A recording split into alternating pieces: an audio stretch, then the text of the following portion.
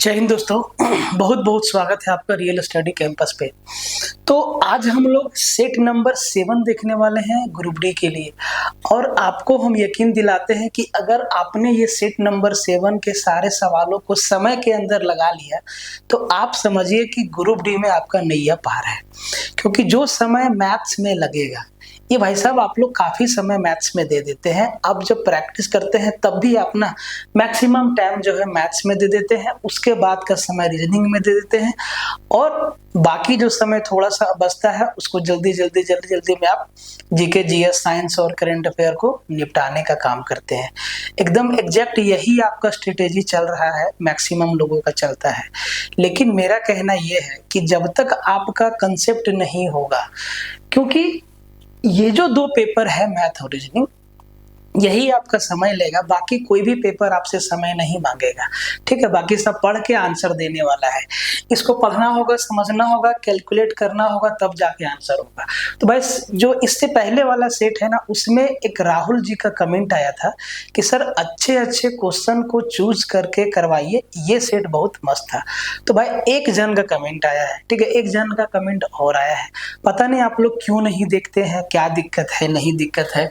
हम जो आपको क्वेश्चन करवा रहे हैं ये 100% एग्जाम में आने वाले सवाल हैं। ठीक है, तो हम तो यही चाहेंगे कि आप कंप्लीट सेट को देखिए और एक एक सवाल को लगाने का कोशिश करिए। तो भाई आज का जो सेट है ये बिल्कुल धुरंधर टाइप से है। ठीक है, मैक्सिमम से मैक्सिमम सवालों को मैंने कैलकुलेटिव डाला है। ठीक है, जहां पे स्टूडेंट कैलकुलेट करना शुरू करते हैं, लेकिन हर एक चीज का तोड़ होता है, तो इन सवालों का भी तोड़ है।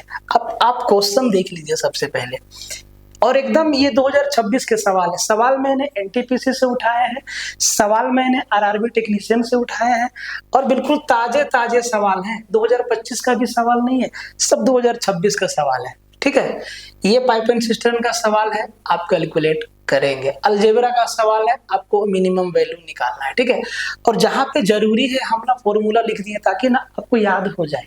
ठीक है, जहां पे जरूरी है हमने फॉर्मूला को लिख दिया है। ज्योमेट्री का सवाल है, ये आपका मेंसुरेशन 3D का सवाल है, बोले जी हाँ।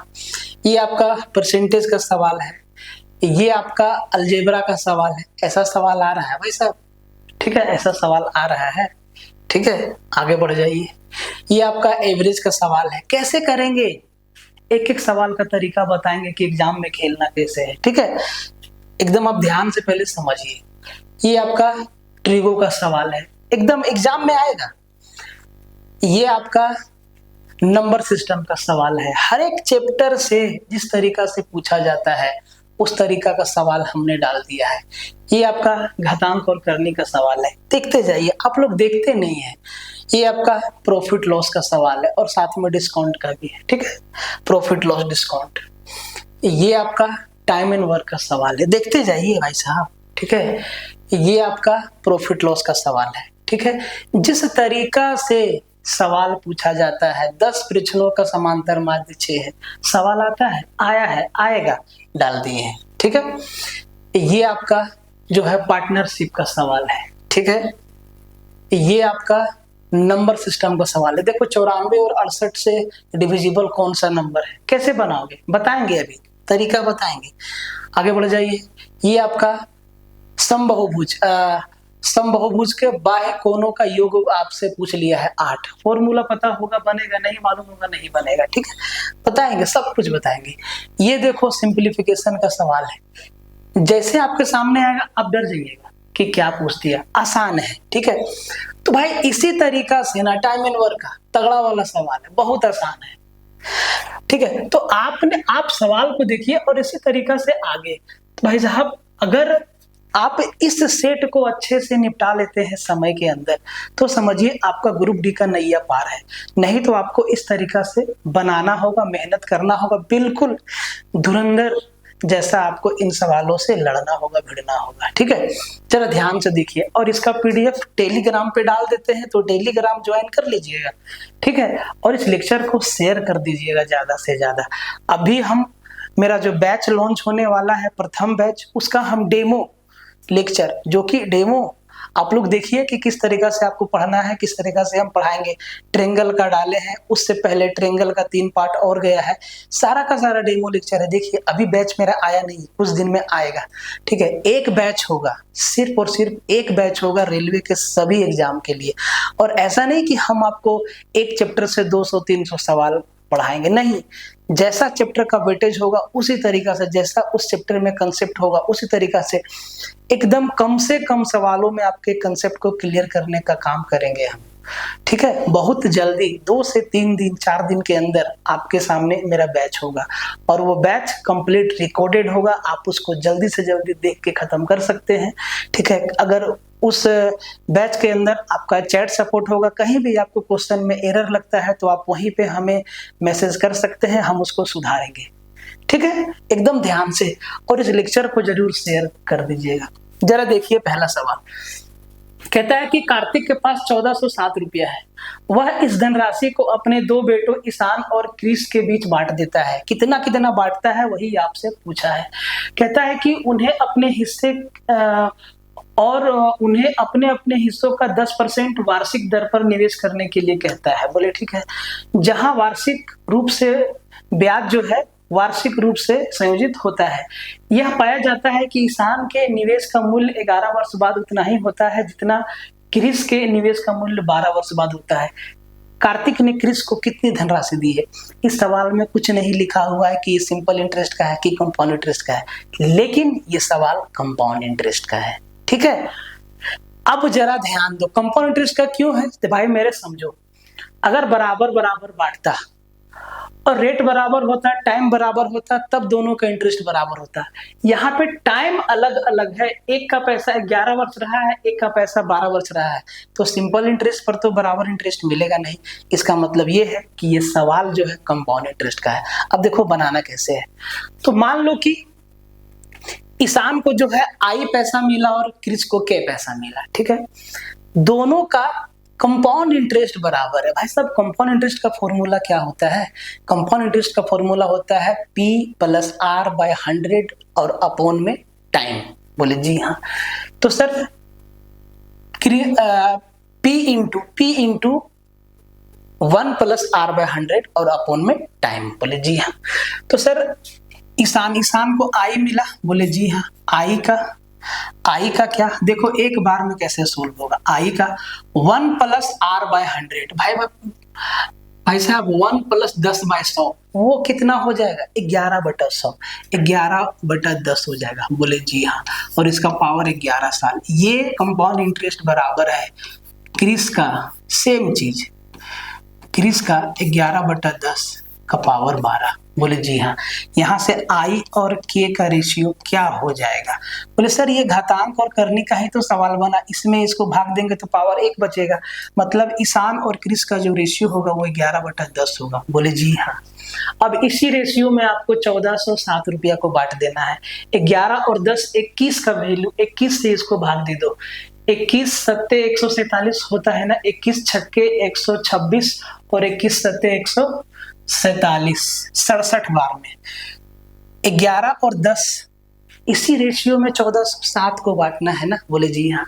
इसका मतलब 21 का वैल्यू जो है 1407 है और 1407 को 21 से भागा दे रहे हैं तो सर 67 बार में जा रहा है, 67 टाइम्स में। किसका वैल्यू पूछा है? कह रहा है कि कार्तिक ने क्रिस को कितनी धनराशि दी। क्रिस को कितना? 10। भाई साहब 10 दिया ना, 10 दिया ना, गुना 10, 670 रुपया आपका। लो जी आंसर हो गया, खत्म। इतना ही काम करना है, ठीक है, क्योंकि ये भागा जाएगा, कटेगा। बोले जी हाँ। आगे देखो, एक टैंक को 3 पाइप P, Q और R द्वारा एक समान प्रवाह के साथ भरा जाता है। पहले 2 पाइप P और Q एक साथ टैंक को उतने ही समय में भरते हैं जितना कि अगले पाइप R द्वारा टैंक को भरने में लगता है। पाइप Q पहले पाइप से 15 घंटे तेजी से और पाइप R से 12 घंटे धीमी गति से टैंक को भरता है। पाइप P को टैंक को भरने में कितना समय लगा? अगर आप इस सवाल को बनाएंगे, अगर आप बेसिक से बनाएंगे तो मालूम है कितना लंबा कैलकुलेशन जाएगा, तो फिर एग्जाम में बनाना ही बेकार है। अगर आपको इसका तरीका नहीं पता है, आप नहीं सोच पा रहे हैं, तो एग्जाम में डिटेल में मत बनाइए क्योंकि काफी समय जाएगा। हम आपको बताते हैं कि सवाल को कैसे बनाना है, ठीक है, कैसे बनाना है। क्या दिया है कि P और Q उतना ही टाइम लेगा जितना ही R लेता है। बोले जी हाँ।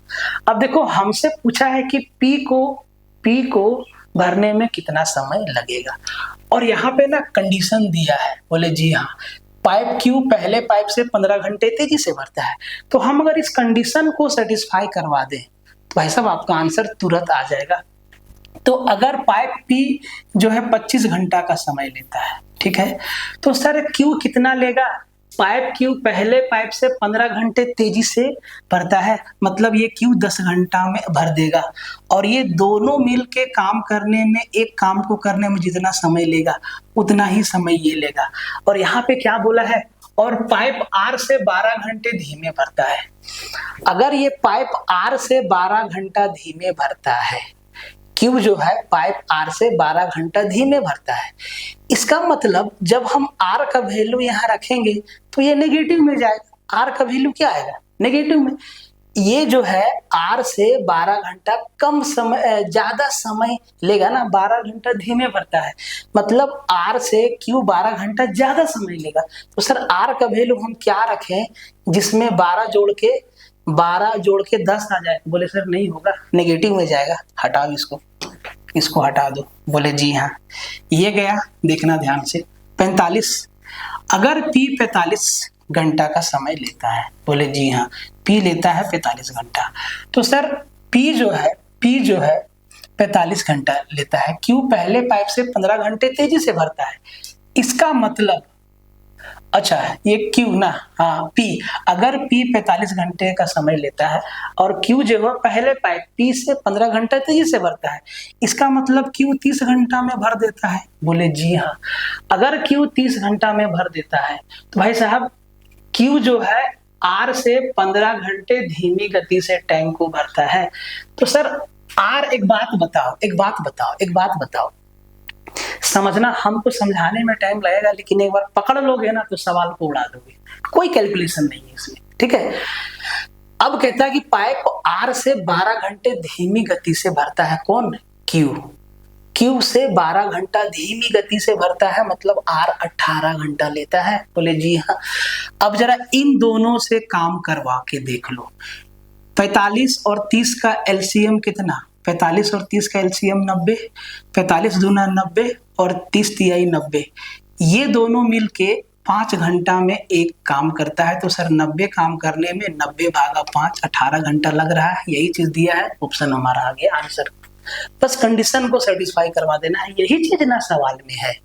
तो हम ऑप्शन से ही सेटिस्फाई करवा दिए, अदरवाइज इसमें बहुत टाइम लग जाता है, ठीक है। 45 नहीं होता, आगे बढ़ जाता है, कितना समय लगेगा।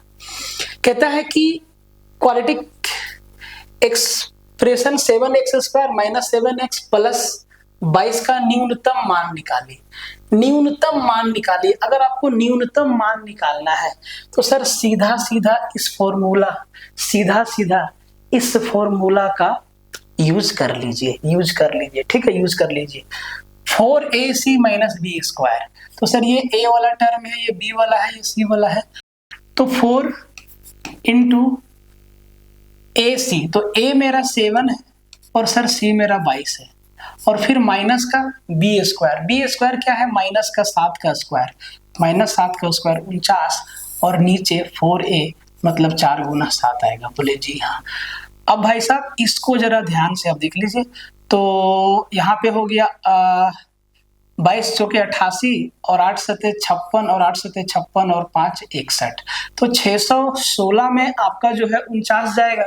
तो सर यहाँ पे हो जाएगा 16 में 9 गया 7, और यहाँ पे आपका हो जाएगा 6, और यहाँ पे हो जाएगा 5। 567 गुने 4, 567 भागा 4 गुने 7, ये 7 से कट जाएगा। 7 56, 7 कम 7 81/4। ऑप्शन डी आपका क्या हो गया? आंसर। इतना ही काम करना है आपको ऐसे सवाल में, ठीक है। आगे बढ़ जाइए, अभी देखते जाइए, जरा इस सवाल को देखो। ज्योमेट्री का सवाल है, ठीक है। कहता है कि मान लीजिए C एक वृत्त है, ठीक है। तो मान लिए हम कि C हमारा एक वृत्त है। बोले जी हाँ। गोल बना? लगभग गोल है। ठीक है, इस सर्कल का नाम सी है, बोले ठीक है, जिसका केंद्र ओ है, ये भी हम मान लिए केंद्र इसका ओ है, बोले जी हाँ। ए बी सी पर इस प्रकार स्पर्श करता है कि ए बी वृत्त को पी पर स्पर्श करता है। अब देखो ए बी एक टेंजेंट है, ठीक है, स्पर्श रेखा है, ये ए है और ये बी है और ये पी पे टच करता है, बोले जी हाँ। इस प्रकार मान लीजिए एक्स और वाई सी पर कोई दो पॉइंट है, मान लो यहाँ पे एक्स है और सर यहाँ पे y है, ठीक है, कोई दो पॉइंट है, आप कहीं भी मान सकते हैं, कोई दिक्कत नहीं है। ठीक है, यदि ए पी एक्स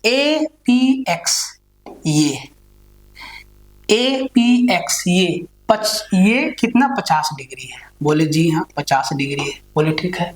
और बी पी वाई ये कितना है भाई, तो सर ये वाला कितना है 60 डिग्री है, बोले ठीक है। तो हमसे पूछा है पी एक्स वाई ये वाला एंगल कितना होगा, ये वाला एंगल कितना होगा, और हमसे पूछा है पी वाई एक्स ये वाला एंगल कितना होगा। तो हमसे ये और ये एंगल पूछा है। सर एकांतर अल्टरनेट सेगमेंट थ्योरम से सीधा सीधा सवाल है कि सर ये एंगल इसके बराबर होता है और ये एंगल इसके बराबर होता है, बस। तो sir P X Y 60 degree होगा, पी एक्स वाई 60 डिग्री, तो पहला में 60 डिग्री और दूसरा 50 डिग्री, ये ऑप्शन सी आपका क्या हो जाएगा, आंसर हो जाएगा।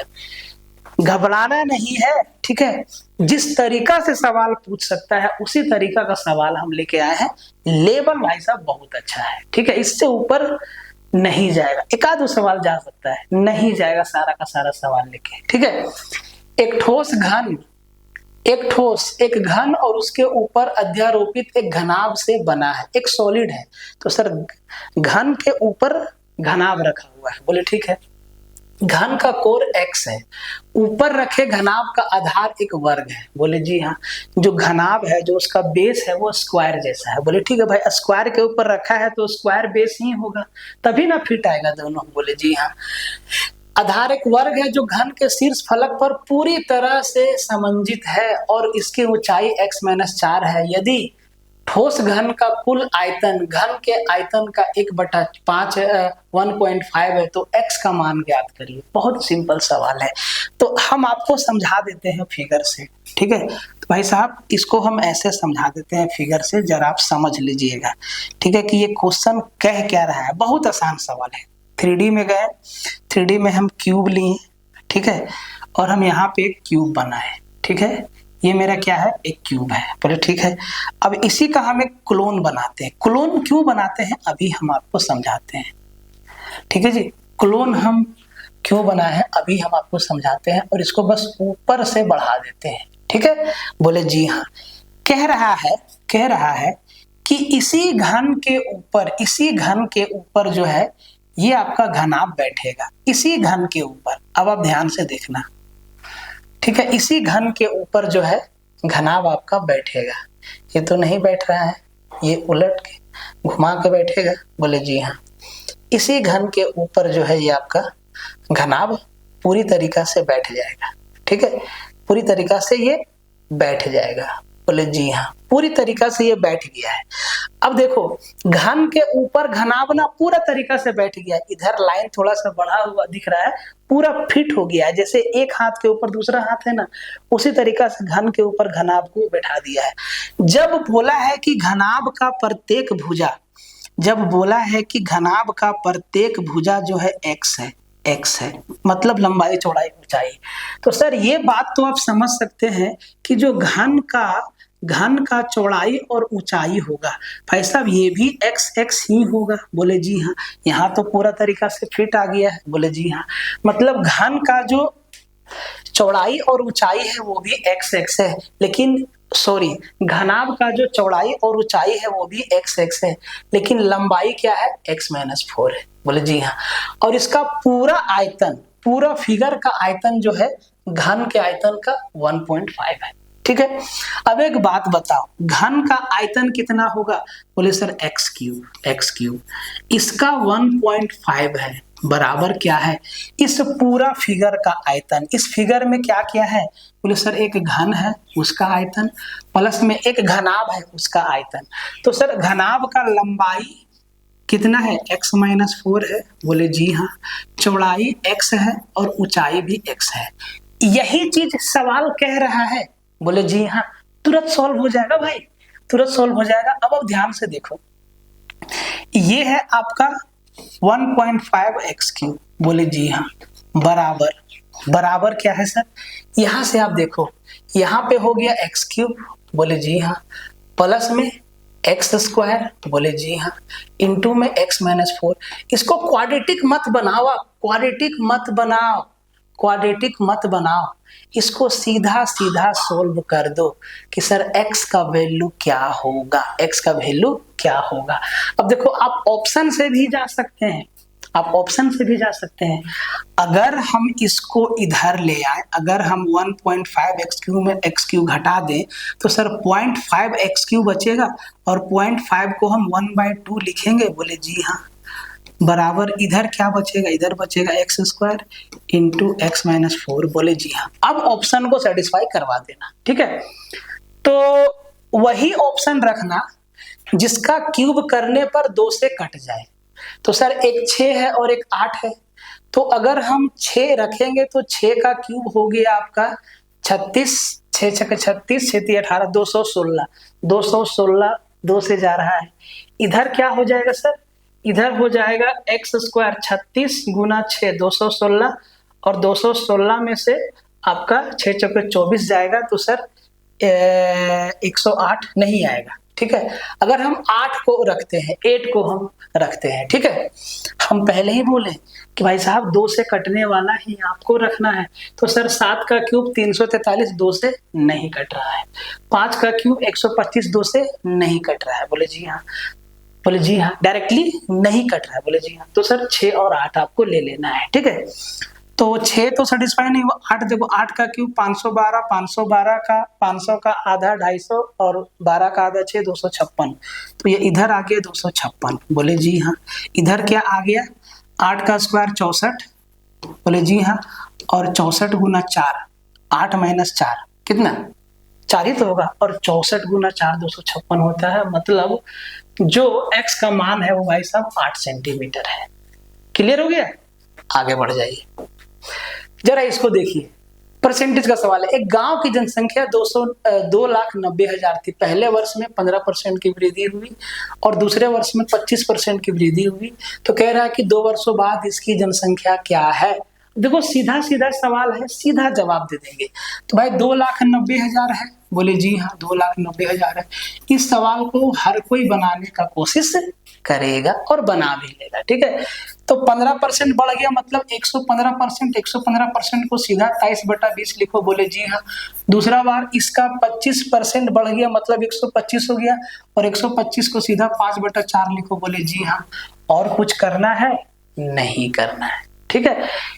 या अगर आप 2 जीरो काटना चाहते हैं तो आप इसको 125/100 भी लिख सकते हैं, ठीक है, बात बराबर है, बोले जी हाँ। तो अब आप देख लो भाई साहब, ये 4 दूना 8, 1 जीरो तो कट गया, अरे भैया 1 जीरो तो आपका कट जाएगा, बोले जी हाँ। अब कैलकुलेशन आपके हाथ में है, बोले जी हाँ। अब देखो सर, अभी इसको 8 से भागा देना है, दे देते हैं, दे देते हैं। 3 जीरो आपके सामने दिख रहा है, बोले जी हाँ। 3 ही जीरो दिख रहा है ना, बोले जी हाँ। मतलब कम से कम 3 जीरो तो होना चाहिए, क्योंकि और कोई भी जीरो अब कटेगा नहीं। और भाई साहब 3 जीरो इसमें है क्या, इसमें है क्या, इसमें है क्या, नहीं है। इसका मतलब 3 जीरो तो आंसर में रहेगा ही रहेगा, और कम से कम 3 जीरो तो रहेगा। अब सर जीरो बनने का तरीका क्या है कि जब जब 2 और 5 मिलेगा तब तब जीरो बनेगा। अगर हम इसको 8 से काट दें, ठीक है, अगर हम इसको 8 से काट दें, ठीक है, 29,000 को, तो ये हो जाएगा 8 तिया 24, 5 50, 8 छक्के 48, 2 20, 8 दूना 16 और 8 पच्चे 40, बोले जी हाँ। अब लो भैया, खत्म हो गया, जीरो खत्म हो गया। 5 पच्चे 25, 5 5 तिया 15, क्लियर हो गया, क्लियर हो गया। तो भाई साहब ध्यान से देखो, 4,16,875 आपका क्या हो जाएगा, आंसर हो जाएगा। खत्म हो गया? बोले जी हाँ। ये सवाल देखो 3 वेरिएबल वाला, कहता है कि दिए गए अज्ञातों के लिए कितने हल संभव है जो इन समीकरणों को संतुष्ट करता है। अगर आप तरीका से बनाओगे, अगर आप इसमें क्रेमर रूल लगाओगे, क्रेमर रूल, तो लंबा चौड़ा कैलकुलेशन होगा। हम कहते हैं कि इसको बनाने का तरीका हम आपको बताते हैं। आप ऐसा 3 में से ऐसा 2 इक्वेशन ढूंढो जिनको जोड़ने के बाद तीसरा इक्वेशन के बराबर हो जाए, कोई 2 ढूंढो, ठीक है। तो सर ध्यान से देखो, alpha plus beta plus delta, बोले जी हाँ, बोले जी हाँ। तो सर अगर हम इनको जोड़ दें तो सर हो जा रहा है। या तो आप पहला दोनों को जोड़ दो, या तो आप पहला और तीसरा को जोड़ दो, या तो आप दूसरा और तीसरा को जोड़ दो, ठीक है, एक के बराबर हो जाएगा। तो अब ध्यान से देखो, 3 अल्फा में 2 अल्फा गया, माइनस का अल्फा बचा, प्लस का 2 बीटा में माइनस का 3 बीटा, तो माइनस का बीटा, बोले जी हाँ।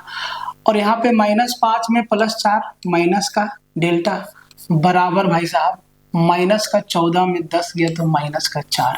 अगर दोनों तरफ माइनस कॉमन लेके काट दे भैया, तो सर ये अल्फा प्लस बीटा प्लस में डेल्टा बराबर 4 होगा, बोले जी हाँ। अब इसका मतलब ये है दोनों का जोड़ इसके बराबर है, और अगर ऐसा है तो सर ऐसे कंडीशन में अनंत हल होगा, सीधा आंसर कर देना है, ठीक है। आगे बढ़ जाते हैं। एक समूह में 75 सदस्य हैं, समूह ए में 75, समूह बी में 47 और समूह सी में 15 सदस्य हैं। इन सभी समूहों के सदस्य एक रेस्टोरेंट में गए। समूह ए, बी और सी के प्रत्येक सदस्य पर खर्च की गई औसत राशि 493, 397 और 465 है। प्रति सदस्य खर्च की गई कुल औसत राशि ज्ञात करें। अगर आप स्टैंडर्ड डेविएशन भी लगाओगे ना, तो उसमें भी आपको गुना करना पड़ेगा, लेकिन हम बोले कि आप देखो, एक तो इसका यूनिट डिजिट अलग अलग है, बोले जी हाँ। दूसरा, अगर हम इसका डिजिटल सम देखें तो सर आपका 4 2 6 और 6 12, इसका 3, 4 5 9 9 और 5 14, 14 मतलब 3, बोले जी हाँ। 4 5 9 और 5 14 मतलब 5, सॉरी 5, ठीक है, 5 ही होगा, 9 हटेगा 5 ही होगा। इसका 7 और इसका 6 4 10 और 1 11 2। डिजिटल सम सबका अलग अलग है, आराम से हम लगा सकते हैं, ठीक है, कैलकुलेशन भी नहीं करना पड़ेगा। तो एक बात बताओ, ए में 75 सदस्य है और प्रत्येक सदस्य का खर्च कितना, बोले सर 75 गुना 493, ये हो गया एक का टोटल खर्चा, बोले जी हाँ। बी में 47 सदस्य हैं, बोले जी हाँ, और प्रत्येक सदस्य पर खर्च कितना, बोले सर 397, ये हो गया टोटल खर्चा। सी में 15 मेंबर है और एक मेंबर का 465, बोले जी हाँ, ये हो गया टोटल खर्चा। और टोटल आदमी कितना हो गया, बोले सर 75 15 90 और 47, 137 मेंबर है टोटल। 137 से भाग दे देंगे तो प्रत्येक मेंबर पर कितना खर्च हो गया निकल के आ जाएगा एवरेज। 75 और 15 90 और 47 137, करना कुछ नहीं है आपको, ठीक है, डिजिटल सम लगा देना है, ठीक है। नीचे देखो 7 3 10 और 1 11, 11 मतलब 2 आ रहा है नीचे, ठीक है, बोले जी।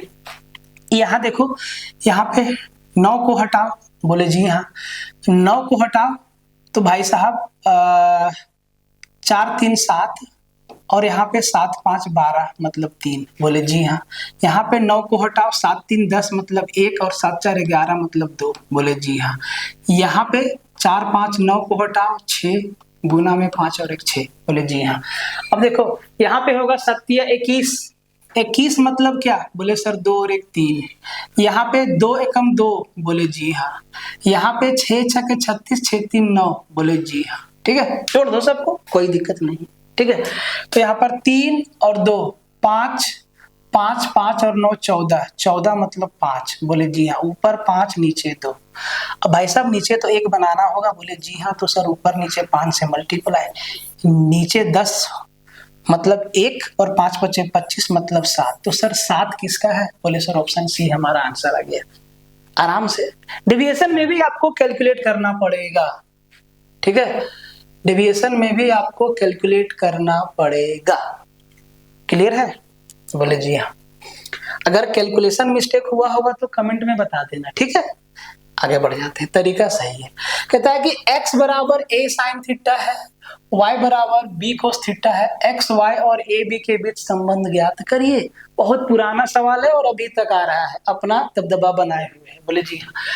भाई साहब स्क्वायर में रिलेशन दिया है तो आप दोनों तरफ स्क्वायर करके जोड़ दो। बोले जी हाँ, दोनों तरफ स्क्वायर करो, एक्स स्क्वायर बराबर ए स्क्वायर और इधर में साइन स्क्वायर थीटा, वहां पे वाई स्क्वायर बराबर में ए स्क्वायर और इधर में कोस स्क्वायर थीटा। बोले जी हाँ, दोनों तरफ जोड़ दो भाई।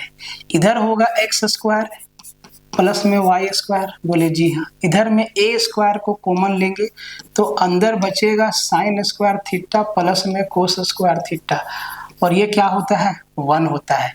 इसका मतलब X square plus Y square बराबर ए स्क्वायर। किधर है? ऑप्शन बी आपका आंसर हो गया। क्लियर है? बिल्कुल आसान है, ठीक है। आगे बढ़ जाते हैं। कह रहा है कि ए को दिया जाने वाला वह अधिकतम मान क्या है जिससे 8 अंकों वाली संख्या 5 8 8 ए 9 7 9 2 4 से डिविजिबल है। अब हम लोग पढ़ते हैं कि अगर कोई संख्या 4 से डिविजिबल है तो सर आखिरी का 2 अंक 4 से डिविजिबल होना चाहिए। बोले जी हाँ, ये तो दिख रहा है 92 4 से डिविजिबल है।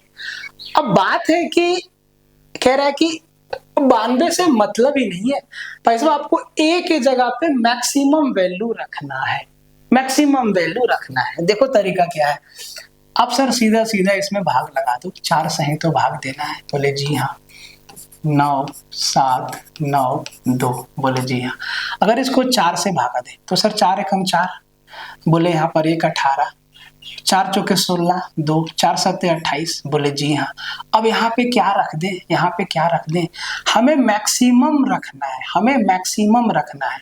तो अगर हम मैक्सिमम बोले कि सर 9 रखेंगे। बोले जी हाँ, अगर हम 9 रख दें तो सर 4 दूना 8 19, 4 चौके 16, 3 37, 4 दूना 36।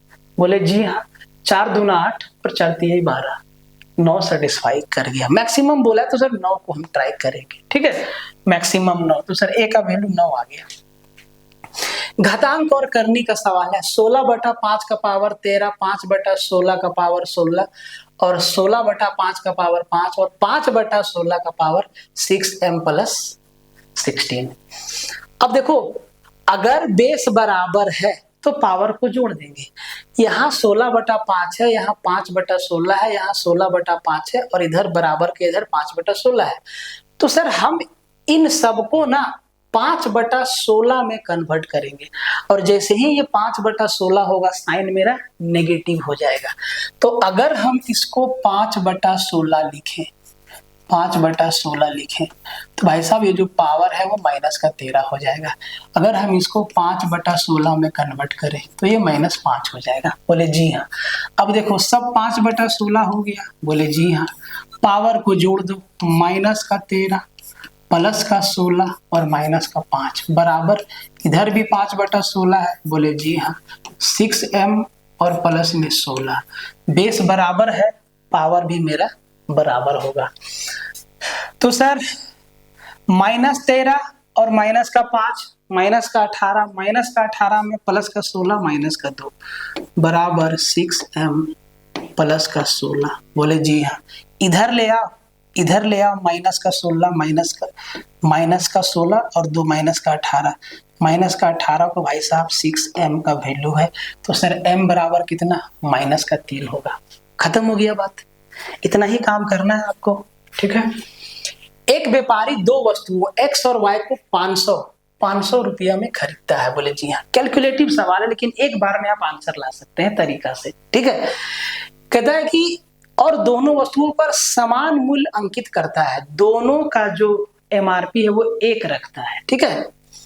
वह x को 20% और 45% की 2 सक्सेसिव डिस्काउंट पर बेचता है। बोले जी हाँ, और 636 रुपया का लाभ कमाता है। बोले जी हाँ, यदि y को 67% का पर सिंगल डिस्काउंट देता है तो भाई मेरे कहता है कि y पर लाख प्रतिशत ज्ञात करिए।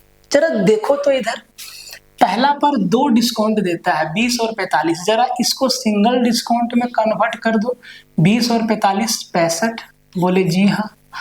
और अगर ना भी कन्वर्ट करें तब भी कोई दिक्कत नहीं है। क्यों? क्योंकि भाई साहब 500 रुपया में खरीदा है और 636 में पर 636 का उसको प्रॉफिट मिला है। मतलब बेचा कितना में है? बोले सर ये बेचा है 500 और 636 से 1136 रुपया में बेचा है। ठीक है जी।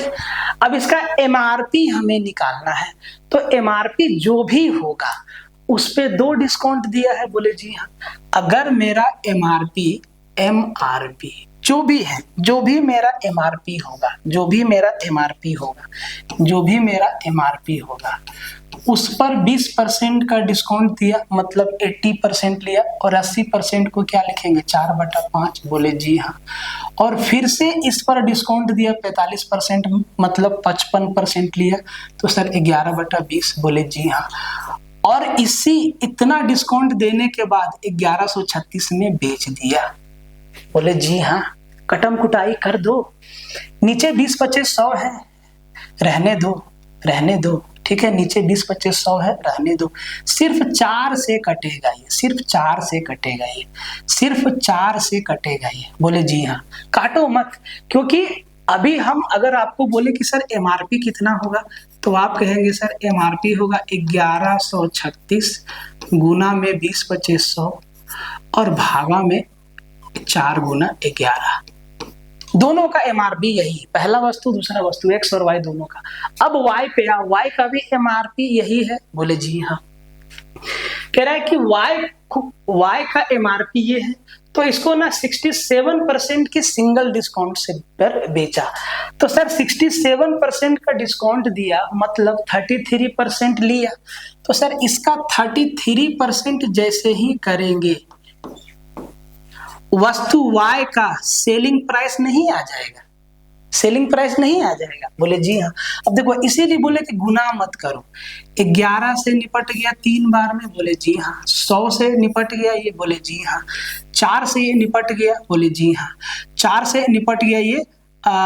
4 दूना 8, 3 33, 4 8 32, 4 चौके 16, 284 गुना 3, 4 तिहाई 12, 8 तिहाई 24 और 1 25, और भाई साहब 3 दूना 6 और 2 7, 752 रुपया में बेचा है वाई को। 752 रुपया में बेचा है। बोले जी हाँ। 752 रुपया में बेचा है। 284 गुना 3, कैलकुलेशन को समझे।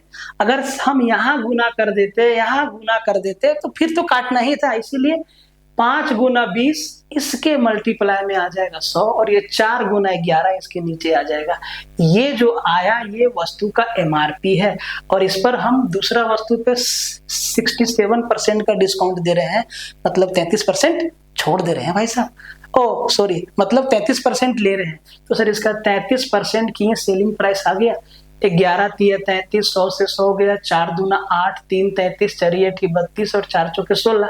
अब 284 का 3 गुना, तो 4 तिया 12, 8 तिया 24 और 1 25 और 3 दूना 6 और 2 8, सॉरी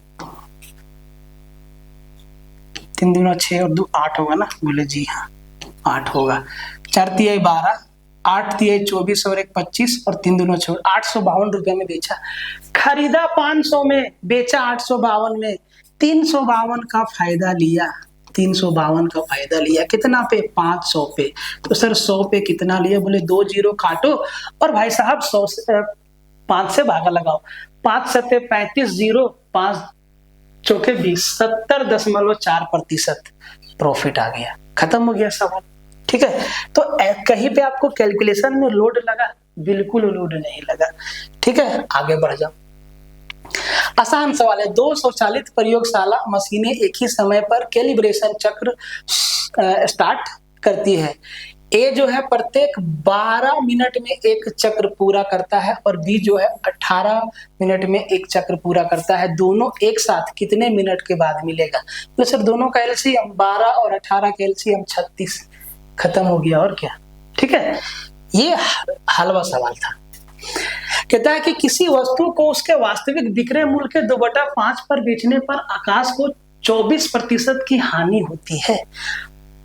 यदि उसके वास्तविक विक्रय मूल्य का 84% पर बेचता है तो लाभ प्रतिशत ज्ञात करिए।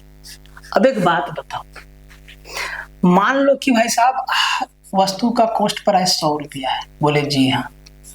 तो सर हम 24% के हानि पर बेच रहे हैं। बोले जी हाँ। मतलब हम 76 रुपया में बेच दे रहे हैं। बोले जी हाँ। बोले जी हाँ। 2/5 पर बेचे तब ना 24% का हानि हुआ। बोले जी हाँ। मतलब 76 पे हम बेच दे रहे हैं।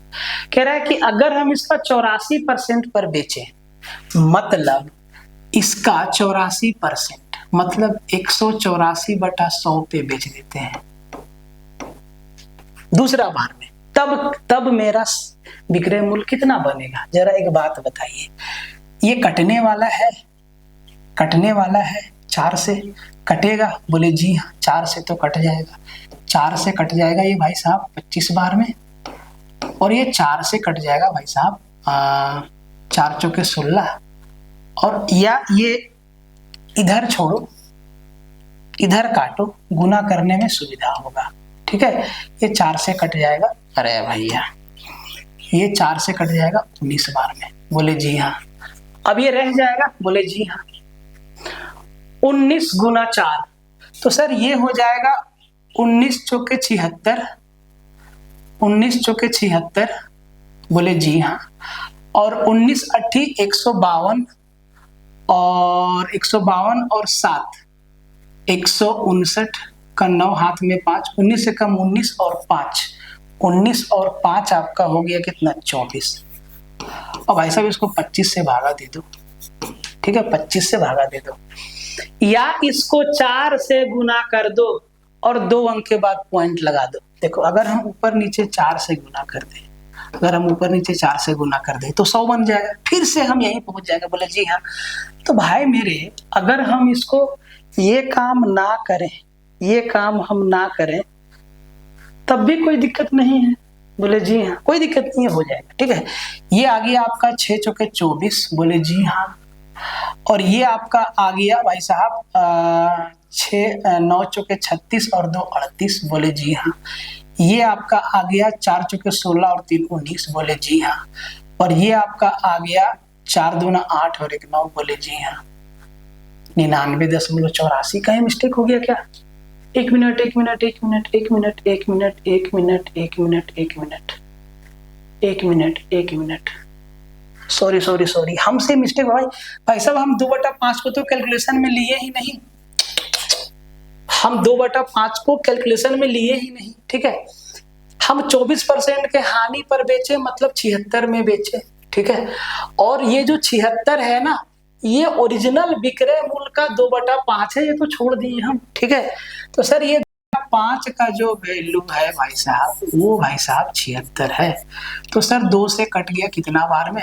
बोले सर 2 से कट गया आपका 38 बार में। बोले ठीक है, 38 25 25 40 और 5 दिया 15 और 4 19, 190 रुपया। 190 रुपया क्या है? ओरिजिनल विक्रय मूल्य। ठीक है, इतना में बेचना है। तो अब इतना में भी नहीं बेचना है, इसका 84% पर बेचना है, तो इसका 84% कर दो। बोले जी हाँ। 0 से 0 कट गया, 19 चौके 76 का 6, और 19 अट्ठी 152 और 7 159, और 159 पे 1 अंक के बाद पॉइंट। तो भाई साहब हम इसको अपना 159 रुपया और 60 पैसा में बेच रहे हैं। तो 100 की वस्तु को 159 और 60 पे बेच रहे हैं, मतलब 59.6 का क्या हो रहा है? प्रॉफिट हो रहा है। हमसे मिस्टेक क्या हुआ कि हम इसको लिए ही नहीं कैलकुलेशन में, कैसे छोड़ सकते हैं उसको? गलत हो जाएगा ना। आगे बढ़ जाओ। 10 प्रेक्षणों का समांतर माध्य 6 है। तो सर अगर 10 का समांतर माध्य 6 है तो सर टोटल सम कितना होगा? 6 गुना 10 60, और उनमें से 9 का योग 49 है, तो सर 49 घटा दो, मतलब जो 10वां है वो 11 है। ये आपका आंसर हो गया। सब बनाएगा इसको। ठीक है, सब बनाएगा। आगे बढ़ जाते हैं। ये देखो पार्टनरशिप का सवाल है। ए बी और सी ने 6-4-3 की समय अवधि अनुपात में धनराशि को 2-3-4 के अनुपात में निवेश किया। यदि कुल लाभ 1,32,000 है तो कह रहा है कि सी का हिस्सा ज्ञात करिए। अब देखो इनका निवेश का अनुपात 4-6-3, पूंज और समय का अनुपात 2-3-4, तो सर निवेश गुना समय उसी अनुपात में ना पूंजी को बांटते हैं। बोले जी हाँ। फटाफट से 6 दूना 12, बोले जी हाँ। और 4 तिहाई 12, बोले जी हाँ। और 3 चौके 12, बोले जी हाँ। अरे भाई साहब ये तो 1:1:1 आ गया, बोले जी हाँ। मतलब तीनों का लाभ क्या बराबर बराबर बटेगा। तो किसी का भी लाभ ज्ञात करना हो इसको 3 से भागा लगा दो, और 3 चौके 12, 3 चौके 12, 44,000 सभी को मिलेगा। 44, 44, 44। ये देखो सवाल एग्जाम में आया हुआ है, तो भाई एग्जामिनर आपको भी ना परखता है कि कौन कैसे बनाता है जल्दी से जल्दी। ठीक है, अब देखो कौन सी संख्या 94 और 68 दोनों से डिविजिबल नहीं है। अब बोलेंगे सर 94 का रूल तो नहीं पता है, 68 का रूल तो नहीं पता है। भाई साहब इतना तो पता है कि अगर हम 94 को ब्रेक करें तो आप कहेंगे कि ये 47 गुना 2 होगा। बोले जी हाँ 47 गुना 2 होगा। और हम 68 को अगर ब्रेक करें तो ये 17 गुना 4 होगा। बोले जी हाँ। तो कह रहा है कि दोनों से डिविजिबल नहीं है, मतलब उत्तर वही होगा जो 4 से डिविजिबल नहीं होगा और 2 से डिविजिबल नहीं होगा। ठीक है, अब ध्यान दो लास्ट का 2 डिजिट, ये 4 से डिविजिबल है, ये 4 से डिविजिबल है नहीं है, ये डिविजिबल है, ये 4 से है, बोले जी, ये 4 से है, बोले जी। हमारा उत्तर आ गया सी। खत्म हो गया। और क्या मतलब 7990 जो है 4 से डिविजिबल नहीं है, इसका मतलब ये 17 से भी डिविजिबल नहीं होगा, इसका मतलब ये 17 गुना 4 38 से भी 68 से डिविजिबल नहीं है। अगर ये 68 से नहीं है मतलब 94 से भी नहीं है। खत्म हो गया। आगे बढ़ जाए। 24 भुजाओं वाले समबाहुभुज के 8 बाह्य कोणों का योग। अब देखो अगर आपको किसी भी रेगुलर पॉलीगन का प्रत्येक बाह्य कोण निकालना है, ईच एक्सटीरियर एंगल निकालना है, तो भाई 360 को भुजाओं की संख्या से भाग दे देना। तो सर भुजा कितना है 24, तो बस 360 भागा 24। बोले जी हाँ। कितना बार में? बोले सर 12 दूना 24, 12 तिहाई 36, 2 को 30 से भागा देंगे 15 बार में। प्रत्येक बाह्य कोण कितना है 15 डिग्री का। बोला कि 8 बाह्य कोण 15 गुना 8 कितना 120। ऑप्शन डी हमारा निपट गया, आंसर हो गया। याद रखना इसको। ठीक है, आगे बढ़ जाओ। ये देखो भाई साहब इतना अच्छा सवाल है लेकिन आपको डरा देगा एग्जाम में।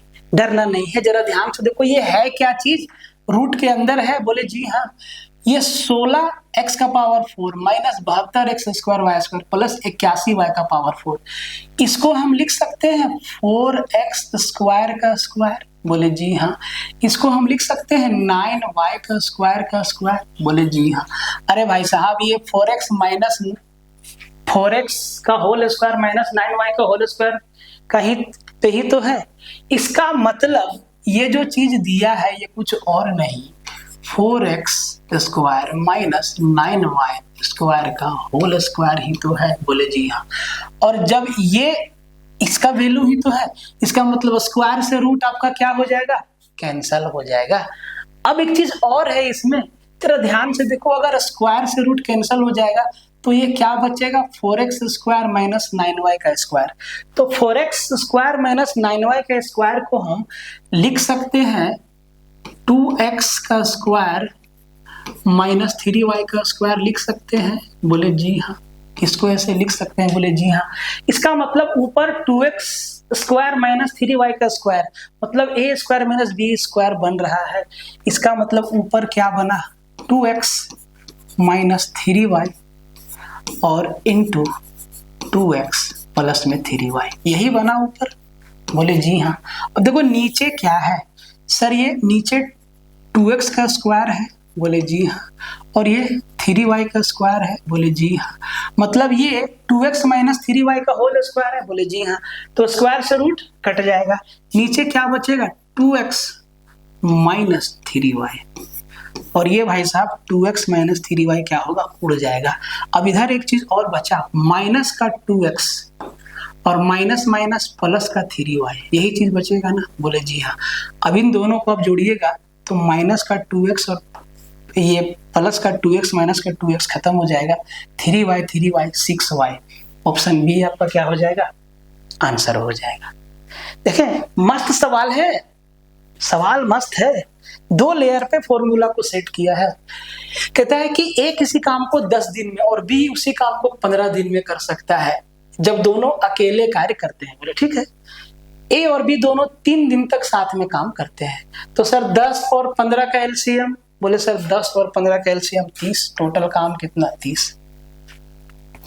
अब कह रहा भाई साहब ये जो 30 काम है ना, ए और बी 3 दिन तक किया, तो सर 10 दिन में 30 काम, एक दिन में 3 काम, बोले सर इसका क्षमता 3 यूनिट, बोले जी हाँ। इसका क्षमता 2 यूनिट, बोले जी हाँ। दोनों मिल के एक दिन में कितना काम, 5 काम करेगा। अब 5 काम करेगा एक दिन में, और ये लोग 3 दिन तक काम किया है, मतलब 15 काम कंप्लीट कर दिया, 15 काम बच गया, और बी काम छोड़ के चला गया, ए जो है शेष काम को करेगा, बोले जी हाँ। ए हर दिन कितना काम कर सकता है, 3 काम, 15 काम करना है, हर दिन 3 काम, 15 काम करना है, 3 पचे 15, 5 दिन का समय लेगा, 3 पचे 15, 5 दिन का समय लेगा और कहानी खत्म हो जाएगा। ठीक है। पी और क्यू चलने वाली 2 ट्रेनों की लंबाई का अनुपात 3:2 है। जब वे विपरीत दिशाओं में 54 किलोमीटर पर आवर और 72 किलोमीटर पर आवर की चाल से चलते हैं तो एक दूसरे को 30 सेकेंड में पार कर जाते हैं। ठीक है। अब देखो सबसे पहले हमें ट्रेन का लेंथ निकालना होगा, क्योंकि आगे पुल का लंबाई निकालना है। तो मान लो कि ट्रेन 3x और 2x है, तो सर दोनों का लेंथ कितना हो गया, 5x। ये क्या हो गया, दूरी, दोनों ट्रेन एक दूसरे को पार कर रहा है, तो यही ना हो गया डिस्टेंस। दूरी बराबर क्या होता है, चाल गुना समय। अब देखो विपरीत दिशा में आ रहा है, तो सर चाल को जोड़ देंगे, तो 50, 70, 120 और 4 2 6, 126। ये 126 किलोमीटर पर आवर है, इसको मीटर पर सेकेंड में चेंज करना होगा। ये हो गया 126 गुना 5/18 मीटर पर सेकेंड। तो ये क्या होगा, चाल, और गुना किससे कर देंगे, समय से। बोले जी हाँ। 18 से कट जाएगा, 18 सत्ते 126, बोले जी हाँ। 7 बार में कट जाएगा, बोले जी हाँ।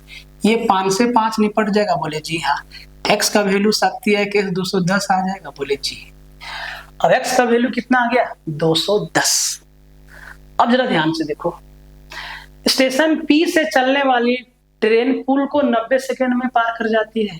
तो स्टेशन P से चलती है ये 3, अगर x का वैल्यू आपका कितना आ गया, 210, मतलब जो स्टेशन P से चलती है उस ट्रेन का लंबाई कितना, 210, और ये पुल को पार करती है, मतलब पुल का लंबाई और ट्रेन का लंबाई दोनों को जोड़ना होगा, बोले जी हाँ। तो सर समय कितना लग रहा है, 90 सेकेंड। तो सर दूरी क्या हो गया, बोले सर 210 प्लस में पुल का लंबाई p, दूरी बराबर चाल गुना समय। अब देखो इस ट्रेन का चाल क्या है, 54, तो सर 54 को फिर से 5/18 कर दीजिए, बोले जी हाँ। और समय कितना लग रहा है, 90। तो सर ये 18 तिहाई 54, बोले जी हाँ। 5 तिहाई 15, 15 निम्मा 135, 1350। 1350 में 210 घटा दीजिए। ठीक है। तो भाई साहब पुल का लंबाई आ जाएगा, इसका ऑप्शन तो है नहीं, कोई दिक्कत नहीं। 1300 में 200 गया 1100, और 50 में 10 गया 40, 1140 मीटर क्या है, पुल का लेंथ है। क्लियर है। ठीक है, आगे बढ़ जाते हैं। इसको देखो भाई साहब, अलजेब्रा का सवाल है जी। घातांक और करनी का भी सवाल है जी हाँ। x का वैल्यू √5 + 2 अपन √5 - 2 है, और y का वैल्यू √5 - 2 और √5 + 2 है। ध्यान से देखो x का उल्टा y है, बोले जी हाँ। तो x² + y² का मान क्या होगा, बता देते हैं। तो एक बात बताओ, अगर x² y² निकालना है तो हमें x + y का होल स्क्वायर करना होगा। ये होगा x² प्लस में y² और प्लस में 2xy, बोले जी हाँ। जब x और y को गुना करेंगे तो सर ये ऊपर नीचे कट जाएगा, बोले जी हाँ। मतलब एक्स वाई का मल्टीप्लाई क्या 1 आ जाएगा, बोले जी हाँ। तो सर यहाँ पे क्या आ गया प्लस का 2, बोले जी हाँ। इसका वैल्यू हमें निकालना है एक्स स्क्वायर प्लस का वाई स्क्वायर, बोले जी हाँ। अब ध्यान से समझना, एक्स का वैल्यू √5 + 2 और √5 - 2 अपन में है, बोले जी हाँ। जब इसको रेशनलाइज करेंगे मेरे भाई तो इसको √5 + 2 से ऊपर नीचे मल्टीप्लाई करेंगे, बोले जी हाँ। तो सर नीचे क्या बनेगा √5 - 2 × √5 + 2 a + b × a - b, a² - b, √5 का स्क्वायर 5 और 2 का स्क्वायर 4, 5 में 4 गया, एक नीचे 1 बनेगा। और सर ऊपर क्या बनेगा √5 + 2 का होल स्क्वायर। तो सर इसका स्क्वायर कर दो आप, इसका स्क्वायर कर दो, इसका स्क्वायर ही तो बचेगा, बोले जी हाँ। और सेम चीज यहाँ बचेगा, इसमें √5 - 2 का होल स्क्वायर, बोले जी हाँ। इसका स्क्वायर देखो, √5 का स्क्वायर 5 और 2 का स्क्वायर 4, 5 और 4 9, प्लस में 2ab 4√5, बोले जी हाँ। और माइनस वाला में यही चीज, माइनस में बचेगा 9 - 4√5 और इसी का ना स्क्वायर है, बोले जी हाँ। इधर क्या है x² + y² और प्लस का 2 है, बोले जी हाँ। यहाँ से देखो ये निपट गया, बोले जी हाँ, बोले जी हाँ। 9 9 18, 18 का स्क्वायर 324 और 324 में 2 गया 322, इसी का वैल्यू आया, बोले जी हाँ। 322 हमारा क्या हो जाएगा आंसर हो जाएगा। ये काम करना पड़ेगा और ये वर्बली होगा, ये सब काम वर्बली करना होगा, तभी आप धुरंधर बनेंगे, ठीक है। क्वेश्चन नंबर 23 कहता है कि अनुजा और महिमा की आयु में 22 वर्ष का अंतर है, बोले जी हाँ। तो सर अगर और कह रहा है कि अनुजा बड़ा है तो A फॉर अनुजा और M फॉर महिमा, इनका डिफरेंस कितना है, बोले सर 42 ईयर्स का, बोले ठीक है। कहता है कि 5 साल पहले उनकी आयु का योगफल 98 वर्ष है। ये 5 साल पहले का बात है।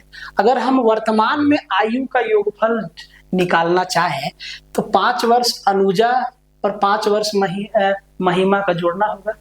5 वर्ष आगे आए तो भाई 5-5 साल दोनों का एज जोड़ना होगा ना। मतलब अभी अनुजा और महिमा का जो एज होगा वो 98 + 10 108 होगा, बोले जी हाँ। दोनों को जोड़ दीजिए, ठीक है। m से m कट गया, 2a बराबर 8 2 10 आपका हो गया 150, बोले जी हाँ। a बराबर कितना हो गया, बोले सर 75। अनुजा कितना साल का है 75 और अनुजा और महिमा कितना साल का है 108। तो सर 75 25 और 8 33, महिमा 33 साल की है, खत्म हो गया, ठीक है। आगे बढ़ जाइए 24। ट्रेंगल PQR में, हर एक से तुम्हें सवाल आ रहा है, ठीक है। ट्रेंगल PQR में एंगल P का एंगल बाइसेक्टर QR को A पर काटता है यदि PQ QA और AR की लंबाई 12 4.2 और 3.8 है तो PR की लंबाई ज्ञात कीजिए। उत्तर को दशमलव के बाद एक स्थान तक पूर्णांकित करिए। पॉइंट के बाद एक ही अंक में आपको आंसर देना है, ठीक है। बहुत ही सिंपल सवाल है। तो सर PQR में ध्यान देना जरा ध्यान देना। PQR है, बोले जी हाँ। ये P है, ये Q है और ये R है, बोले जी सर। एंगल P का कौन समद्विभाजक QR पर कहां से A पर मिलता है, बोले ठीक है। अब कह रहा है PQ का लेंथ 12 है, बोले जी हाँ।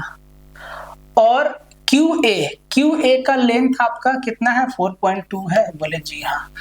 और AR का लेंथ कितना है, अच्छा QA 4.2 है और AR 3.8 है, बोले जी हाँ 3.8 है। तो सर हमें PR का लेंथ पूछा है। एंगल बाइसेक्टर थ्योरम लगा दो, जो रेशियो PQ/PR का होगा वही रेशियो QA/AR का होगा, बोले जी हाँ। लिख दो। तो PQ कितना है 12 बट्टा में PR निकालना है, बोले जी हाँ। अपोन में QA देखो 4.2 3.8, पॉइंट के बाद एक एक अंक है हटा दो, तो ये होगा 42 और बटा में 38।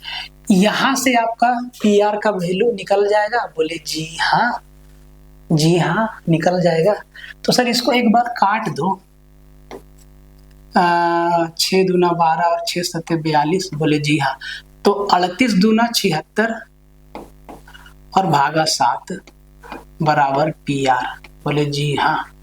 तो 7 एकम 7 0 6, ये ऑप्शन 7 एकम 7 6 0 और 7 8 56 7 दहा के 70, वही होगा ऑप्शन बी हमारा आंसर हो जाएगा 10.9 सेंटीमीटर। ठीक है, कोई दिक्कत नहीं, आगे बढ़ जाओ, सीधा थ्योरम याद रखना। देखो स्टेटमेंट बना के ऐसे सवाल पूछता है आपसे, ठीक है। कहता है कि कौन सा त्रिभुज का गुणधर्म नहीं है? त्रिभुज के तीनों कोनों का योग हमेशा 180 होता है। बोले जी हाँ। त्रिभुज का क्षेत्रफल 1/3 गुना आधार गुना ऊंचाई होता है। बोले नहीं, ये 1/3 नहीं 1/2 होता है, ये गलत है। त्रिभुज का परिमाप उसके तीनों भुजाओं की लंबाई का योग है, सही है। त्रिभुज का बाह्य कोण उसके आंतरिक सम्मुख कोणों के योगफल के बराबर होता है। बोले जी हाँ। तो सर जो हमारा आंसर है वो बी है, ये दूसरा गलत दिया हुआ है। ठीक है, तो ऐसा भी ये था आपका 25 सवाल, जबरदस्त वाला। आप ध्यान से देख लो, एक बार समझ लो, सीख लो कि कैसे आपको एग्जाम में लगाना था सवाल को। एक एक चीज को आप समझ लीजिए और कहानी खत्म करिए। अरे क्या हो गया भाई साहब, एक ब्लैंक पेज कैसे आ गया? ठीक है जी, एक एक चीज आप समझ लो और जहां पे जरूरत है हम फॉर्मूला लिख दिए हैं। और अगर आप इस तरीका का जो मुश्किल मुश्किल सवाल है, जैसे कि ये सवाल, लोग ना डिटेल में जाएंगे, आप एग्जाम में खुद में गुना करके जोड़ेंगे, फिर 137 से भाग देंगे, ये डिजिटल सम से जल्दी आ गई।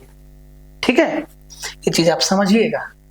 इस सवाल को डिटेल में जाएंगे, टाइम लगेगा। तरीका क्या है कि देखो कि क्या कोई भी दो इक्वेशन एक तीसरा के बराबर हो रहा है? बोले जी हाँ हो रहा है बराबर, मतलब इसका अनंत हल होगा। ठीक है, ये सब सवाल, ठीक है, आप आराम से बना सकते हो। ये सवाल बहुत अच्छा था, समझने वाला सवाल था ये। ठीक है, समझने वाला सवाल था ये। तो इसका पीडीएफ हम टेलीग्राम पे डाल देंगे, टेलीग्राम आप लोग ज्वाइन कर लीजिएगा, उसी पे आपको पीडीएफ मिल जाएगा। और आप लोग चैनल को सपोर्ट करिए, क्योंकि जबरदस्त तरीका से आपको कंटेंट दे रहे हैं। और बहुत ही जल्दी हमारा प्रथम बैच आपके सामने होगा, बहुत ही कम प्राइस में। ठीक है, बहुत ही कम प्राइस में। जो मेरा प्राइस रहेगा वो भाई साहब 300 से 370 रुपया के बीच में रहेगा, कंप्लीट मैथ। एक बैच रेलवे के सभी एग्जाम के लिए बहुत जल्दी आपके सामने आएगा। ठीक है, मिलते हैं नेक्स्ट लेक्चर में, तब तक के लिए जय हिंद।